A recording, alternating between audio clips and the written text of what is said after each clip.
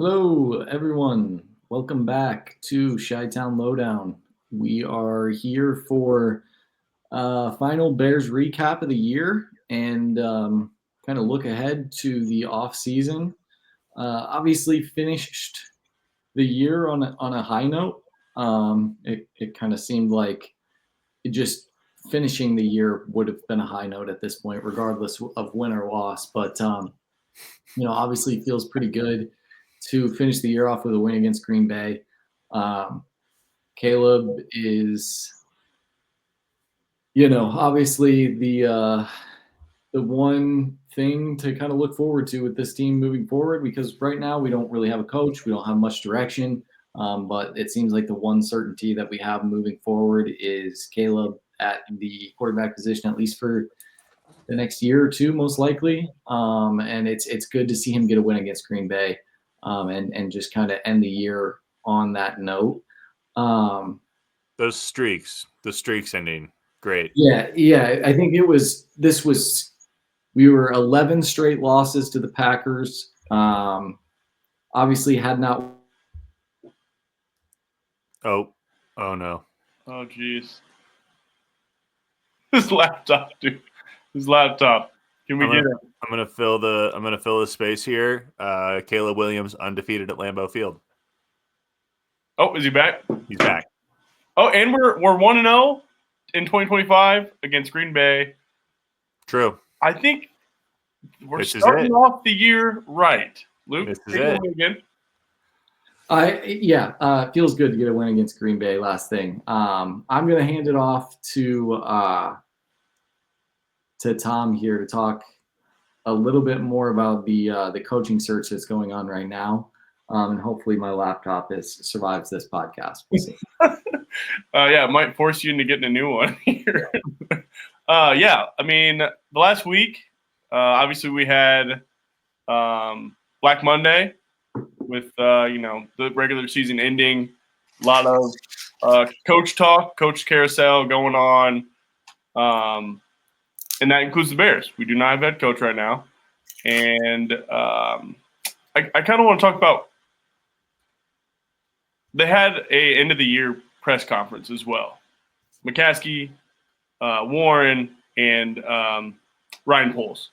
And they kind of talked about how they want to go in what direction and how they're going to do this coaching search. And they are going to keep Ryan Poles. Kevin Warren and Ryan Poles are going forward into this year. That's a fact. They didn't say that, It's a long year. It's a long year, Tom. Yeah. So, they didn't say anything about Ryan Poles getting extended. So a lot going on. Basically, what I kind of got from that is they dodged a couple questions, hard questions that, you're not going to get a lot from the front or the office. And I don't know. It just seemed like they were pretty wanting to get a good offensive mind for Caleb Williams. Like Luke said, he is our future. So I think they're all on the same page in that. Whether they're going to do that or not, we do not know. So right now, as of 8 o'clock tonight, we have virtually interviewed Mike Vrabel, Pete Carroll. One second, let me pull it up here. The defensive coordinator for the Dolphins, and Drew Petzinger. Is it Petzinger or Petzing? Petzing.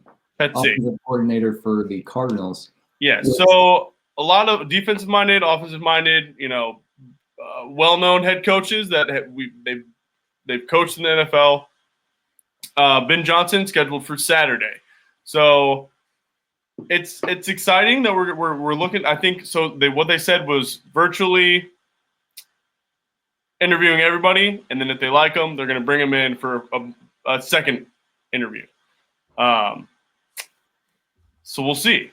What are you guys thinking on your prospects? I know we kind of talked about that already, but yeah, I think now would be a decent time. Like for what we were talking about earlier with, we're obviously casting a very wide net. I think that's to show that we're, doing our due diligence and leaving no stone unturned, as to say. But I don't think that we're going to lose any sort of competency. I think we do still have some front runners here where, we're going to go through the motions of all of those interviews. And, maybe there is a candidate that's unexpected that makes it into the next round, like you said, Tom. But I think we've got some front runners in mind here in terms of who we want to fill that position. It is interesting how we are just turning everything over to Poles there, basically, where it's kind of like everything, like the buck stops with you, which is fine. I mean, he's the GM, like he's an easy person to say that about. He is the football-minded guy too. Like he hasn't really shown it, being his record so far in these last 3 years, that maybe he doesn't know as good as football as we might have thought. His pieces aren't coming together. The Shane Waldron hire, that looks pretty bad in retrospect, just along with Matt Eberflus. Hindsight being what it is, that's tough. The both of them. He's almost learning on the job, and we can't have that for 3 years. We there's other people out there that don't need to learn on the job. So I like Ryan Poles 50-50 right now. If he gets this hire right, in my mind, maybe I'll like him a little more, but another year. We're gonna have to wait another freaking year, dude. Anyway.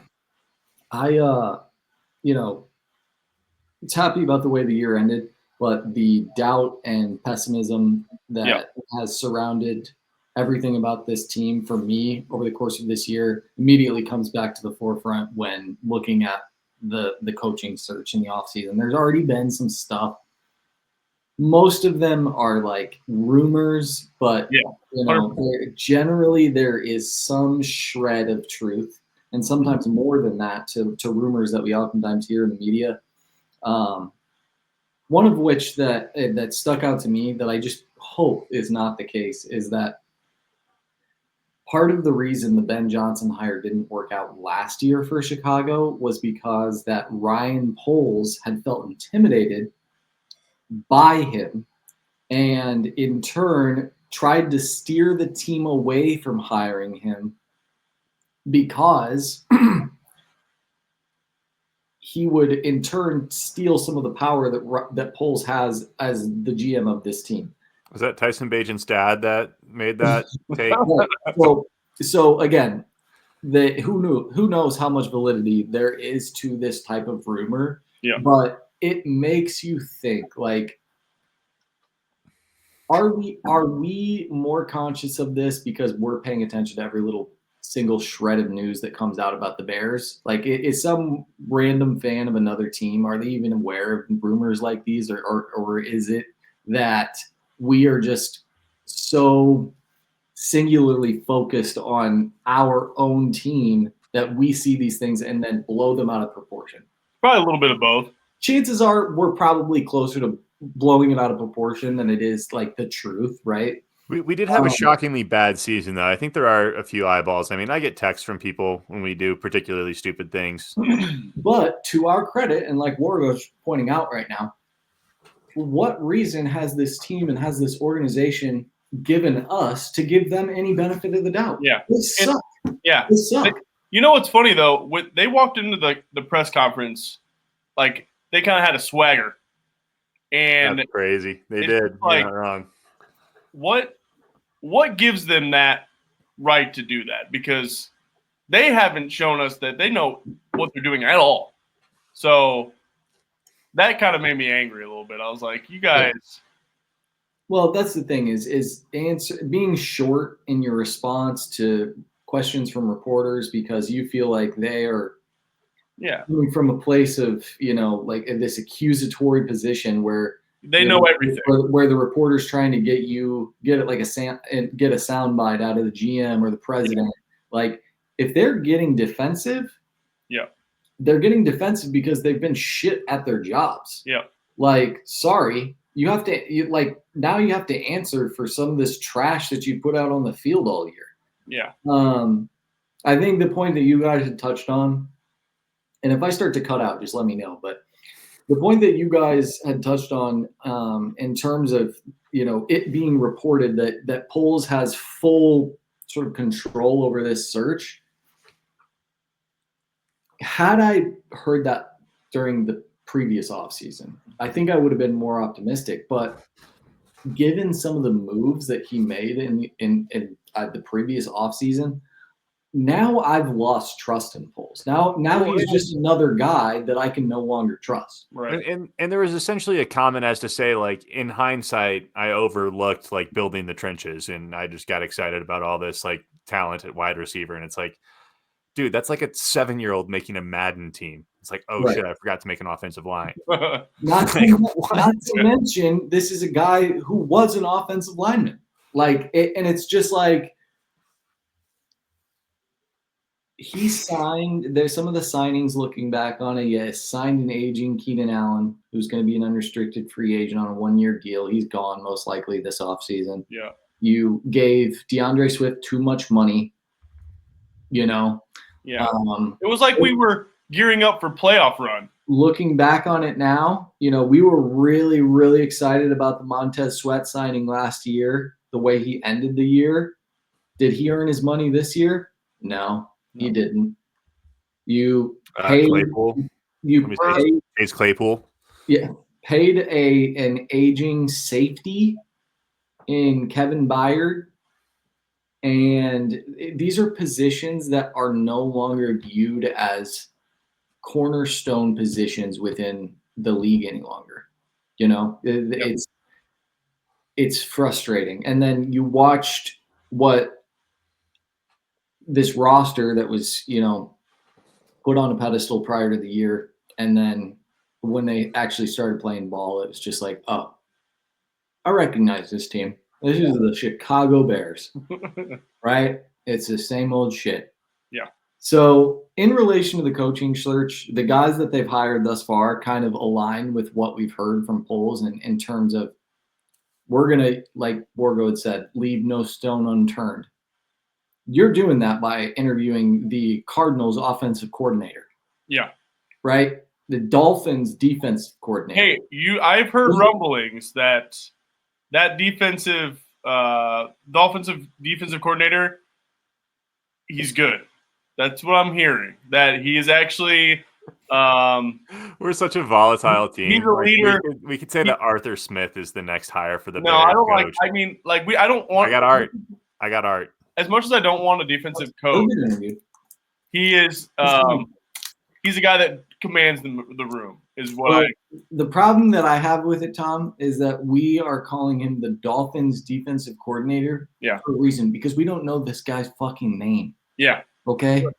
And it's just if he were not a big name, incredible of a coach, chances are we probably would have heard his name a time or two. Yeah, but you know what? Anthony Weaver. We know Pete Carroll's name. We all don't want him. You know what I'm saying? Right. Well, that's the thing. That's the thing is, so far, apart from Vrabel, a lot of these interviews that have been conducted they seem like they're just like, Tom, if you can get your application in, they'll do a Zoom conference with you. Like it's just like they'll just interview anyone right now. Yeah. So I think as the off season progresses, and obviously when we have news coming in the off season, we're going to be putting out some content and talking about any news that we can really get our hands on, because that's what we do. But I am really hopeful that some of the more serious candidates that we've heard that are going to be, that are currently, probably pretty locked in on their current jobs, whether that be Ben Johnson, whether that be Joe Brady, I don't want to touch. I keep seeing Kingsbury's name come up, and it's just horrifying to me. Yeah. But, just some of these more like the Floreses and Flores, I don't hate. Yeah. Wait, is that? I don't love. I guess I kind of want to talk about like a scenario. So let's say, go ahead, Borges. Okay, yeah, I lost it earlier. I wanted to make the point. So with casting the large net, the other point that I was making when we were talking earlier is that doesn't really allow for any of our interviews or any of our potential hires to have leverage in that conversation. If we obviously come out in the media and say, hey, we've got a short list of people that we're looking at, it's one of two guys basically, then, obviously a large number of those people, maybe people that are more towards the bottom of that list, one, aren't going to take the interview seriously.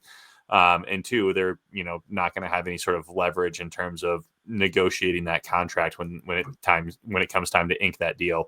Yeah. So I don't hate that in terms of like what they're releasing to the media and stuff. I think that's kind of a good place. It's funny. A lot of the teams, aren't required to be like, we interviewed these people, and the Chicago Bears are. And my sources, which is just me surfing the internet for the last couple of days, it's interesting. Like all this news coming out of all these camps, different camps. It seems that the Bears are like the number 2 place to land, which is good for us. Behind who are we behind? So it looks like maybe the Patriots. New Patriots, Orleans, the Jacksonville Jaguars, New Orleans, not really.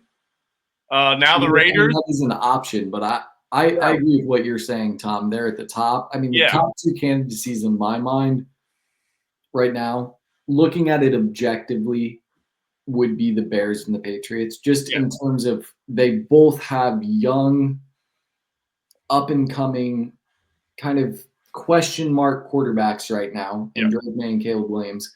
Personally, obviously, I'm biased. I would prefer the Bears job.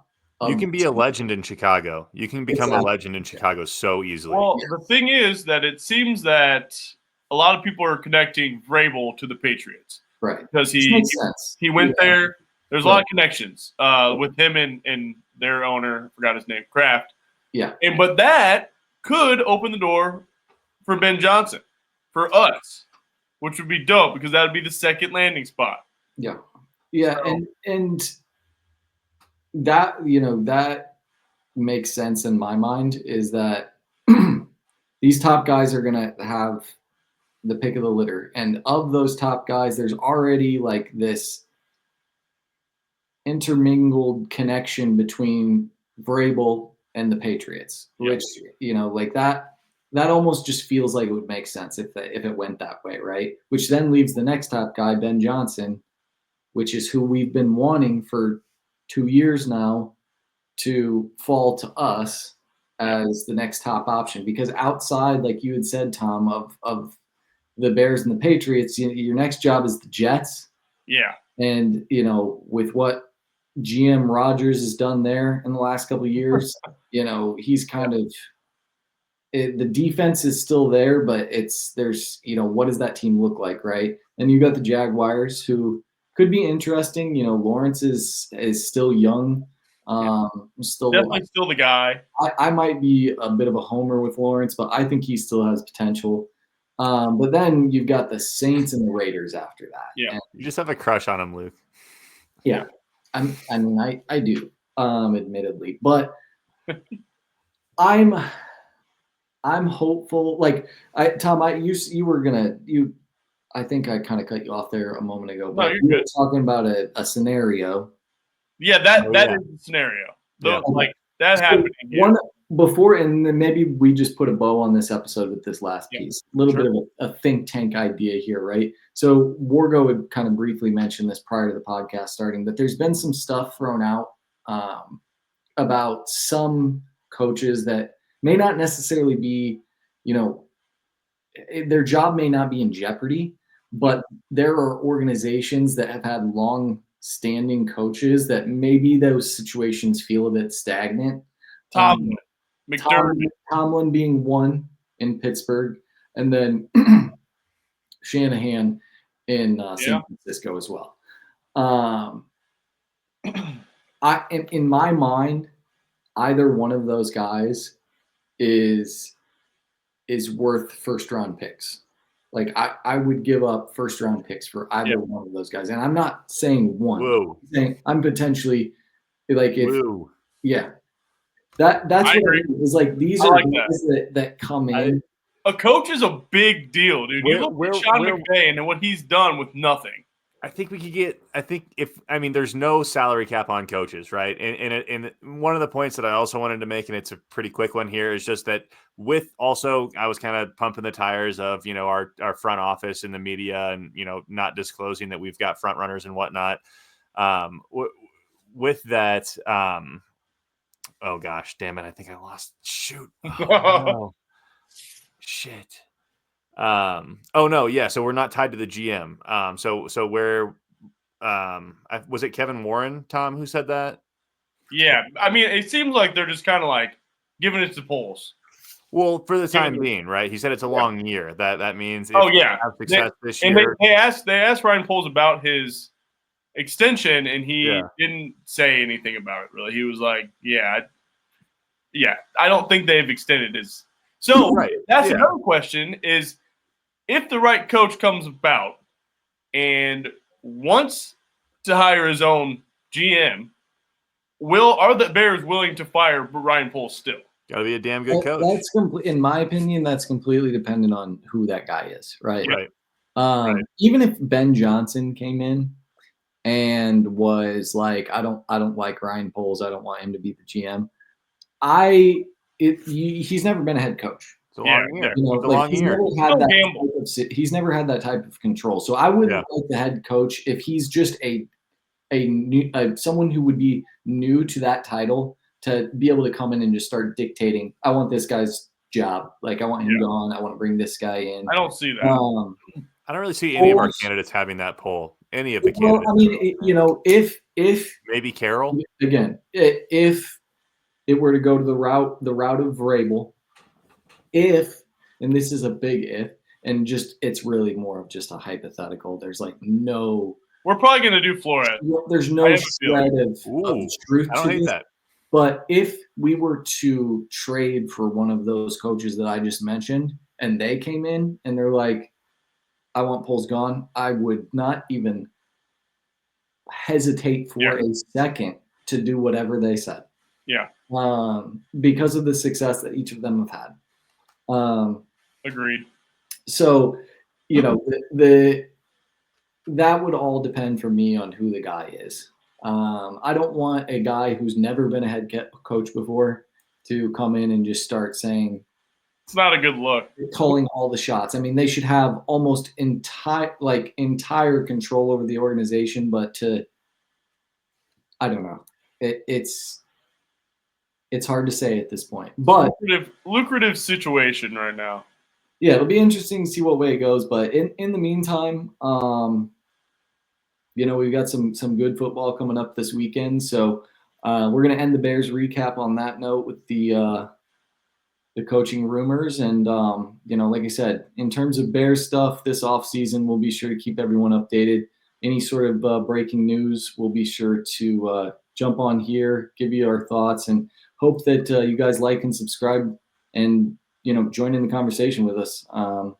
That's what we're really looking forward to moving forward is Bears news and hopefully good news for the organization. So it's good. It's a good slogan.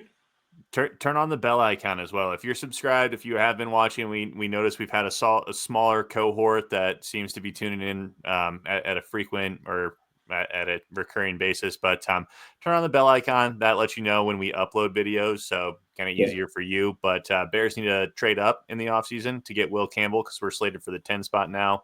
But that's what we're going to be bringing to you when it drops. That's the news. Be ready for it. Yeah. Like and subscribe. We'll see you guys for wild card picks here shortly.